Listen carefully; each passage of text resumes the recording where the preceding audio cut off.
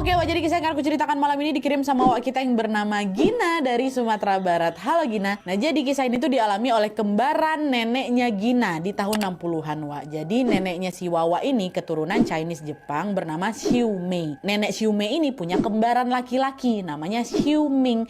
Nah, biasanya Gina memanggil mereka, si nenek dipanggilnya Ama, si kakeknya ini kembarannya si nenek dipanggilnya Akong. Nah, inilah si Akong nih. Sejak kecil Ama, Akong dan juga orang tuanya ini tinggal di sebuah kota X lah gitu. Terus beberapa tahun setelahnya Ama memutuskan untuk nikah muda. Waktu itu umurnya masih 16 tahun, Wak. Sedangkan Akong memilih untuk jualan roti keliling pakai sepeda ontel di sekitar tempat tinggalnya. Waktu itu Akong nih gigih kali dia jualan roti. Dia pantang pulang kalau rotinya tuh belum habis. Dan berkat kegigihannya selama 4 tahun dagang, Wak, Akong ini punya pelanggan setia. Dagangannya pokoknya selalu laris, selalu habis.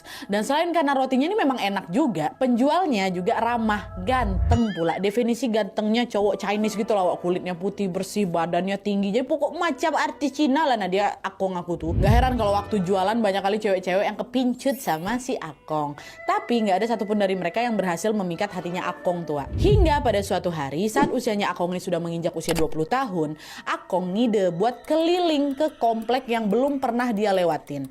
Dia pun nyoba jualan ke sebuah perumahan mewah, ke perumahan elit di dekat tempat tinggalnya. Kata orang-orang, perumahan itu tuh isinya orang-orang kaya lah gitu, Wak. Mana tahu ada yang ngeborong dagangannya Akong, ya kan? Pergilah Akong ke sana. Nah, waktu Akong masuk ke perumahan itu buat nawarin rotinya, Wak, dia pun mengayuh sepedanya sambil membunyikan bel sepeda tuh. Sesekali dia teriak, "Roti, roti, roti," kayak gitu.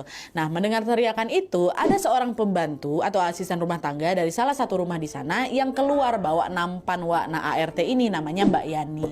"Roti," kata dia kayak gitu. Dah, Akong pula. Akong pun berhenti tepat di depan rumah tingkat berwarna putih. Rumah tuh besar kali katanya. Ada 2 mobil dan juga ada garasi. Mbak Yani pun keluarlah dari rumah itu. Dia langsunglah pilih-pilih roti yang mau dia beli.